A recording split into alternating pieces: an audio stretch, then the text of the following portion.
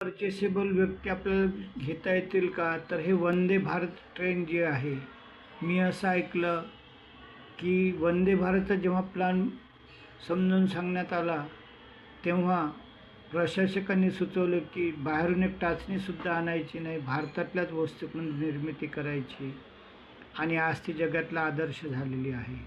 तर असंच भारत माता निष्ठावान लोक जेव्हा आपण या तप सेवा सुमिरन, नॅचरल डाएट, आनंदीमा, ओझस जे काही याच्या प्रणाली असतील, ह्या मार्गाने जाऊ, तेव्हा आपलं समाजवर परिवर्तन निश्चितच यशस्वी होईल, यात संशय नाही.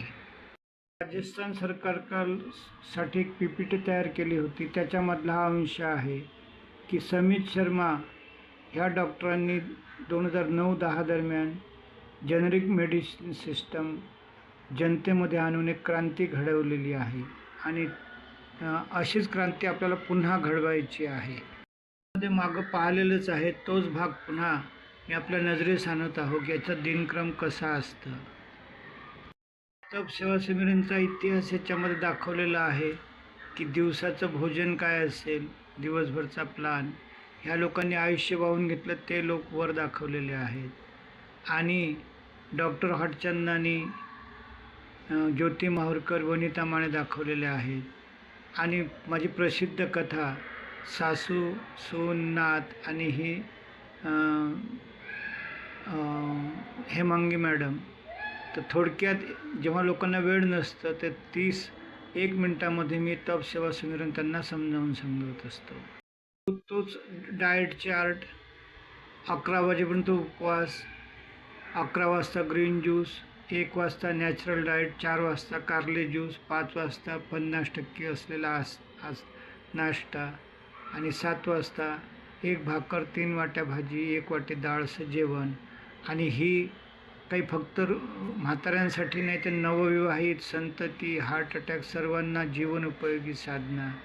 आणि महत्त्वाचं म्हणजे IASS.meerut ॲप, वेबसाईट आणि माझं यूट्यूब चॅनल याकडे लक्ष वेधलेलं आहे. ह्या चंचल अग्रवाल अमरावतीच्या आहेत. वयाच्या 23व्या वर्षी यांच्या पोटात पहिली गाठ गर्भाशयात तयार झाली आणि वयाच्या 43 वर्षापर्यंत 9 गाठात डॉक्टरांनी ऑपरेट केलं. डॉक्टर बोलले 10व्यांदा जर गाठ तयार झाली आणि काढली तर तू अपंग होशील. आणि मग यांचे मामा NT राठी यांच्या आग्रहानुसार ह्या तप सेवा सुमिरनला आल्यात. आणि आज त्या ज्या आत्महत्या करायच्या स्टेजला होत्या, रोज 5,000 रुपये खर्च होता आणि सर्व व्याधींनी आणि गोळ्यांनी त्रस्त झाल्या होत्या, नवीन जीवन जगत आहे. तर याचं रहस्य पथ्य, पाणी आणि मर्यादित आहार याकडे मी आपलं वेधत आहो. आणि मध्ये सांगितलेलं आहे की आपण जर आपल्या प्रेस्क्रिप्शनमध्ये उपवास, आहार, एनिमा, वमन हे डाएट आणलं तर आपली प्रॅक्टिस चांगली यशस्वी होईल असं मला वाटतं. आणि हे त्याचं छान उदाहरण आहे. आणि मग तो आपला व्यक्ती असो की कुटुंब प्रमुख की जिल्हा प्रमुख की विभाग प्रमुख की मंत्रालय प्रमुख, हे जेव्हा नियमितपणे ध्यान करतील तेव्हा समाजाचे प्रश्न सुटायला मदत होतील, हा मुद्दा आणलेला आहे. आणि दुर्दैवाने I am in meeting, I am in VC म्हणजे हे उदाहरण माझ्या जीवनातलं मी सांगतो की माझे शेतकरी मामा म्हणत की पायगड्या मी 3 लोकांचं काम करतो. हा कुटुंब प्रमुख काहीच करत नाही, हा सावकाराच्या गादीवर फक्त व्याजाने पैसे घ्यायला बसलेला असतो. तर त्यांनी सावकाराच्या गादीवर आपलं पैसे घेतले, ध्यास धरला म्हणून आम्ही लोक घडलो. तसंच जेव्हा आपण ही शासन यंत्रणेचे अधिकारी ध्यास धरतील तेव्हा हा समाज परिवर्तन होईल, हे याचा मुद्दा. जेव्हा मी म्हणतो की आम्हाला भारत माता निष्ठ लोक पाहिजेत, तर समोरची व्यक्ती घाबरतात. म्हणजे काय, अन्य देशद्रोही आहेत का? नाही, तर ते टप्पे आहेत.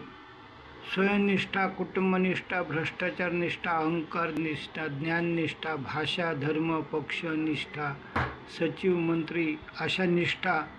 आणि सर्वोच्च टॉपला असतं भारत माता निष्ठा. तर या ठिकाणी साधं हे जे आता उदाहरणं सांगितलेले आहेत, हे साधीसुधी माणसं आहेत, मात्र ती भारत माता निष्ठा आहेत. म्हणून आज 10 वर्षापासून त्यांनी हा तप सेवा सुमिरनचा लाभ हजारो लोकांना देत आहेत. 66मध्ये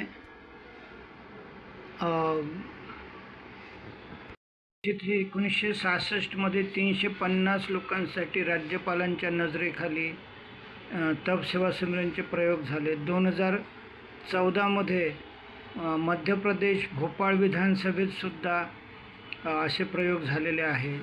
मात्र पुढे गाडी सरकवली नाही आणि म्हणून ती थांबली. आता पुढचं आपल्याला स्टेप गाठायची आहे आणि ते म्हणजे की हे आपलं विज्ञान भवन, यशदा, चित्तोडगड शिबिर, ठिकठिकाणी असे अवेअरनेस शिबिर घेऊन आता ही ज्योत जागृत ठेवून आणि चर्चेमध्ये आणणं आवश्यक आहे. त्याला व्याधीमुक्त खेडे, व्याधीमुक्त तालुका, व्याधीमुक्त जिल्हा असं ही जी शासन यंत्रणा आहे यांच्यामार्फत हे प्रयत्न करावे लागतील. हा पॉईंट इथं मी नजरेस आणलेला आहे.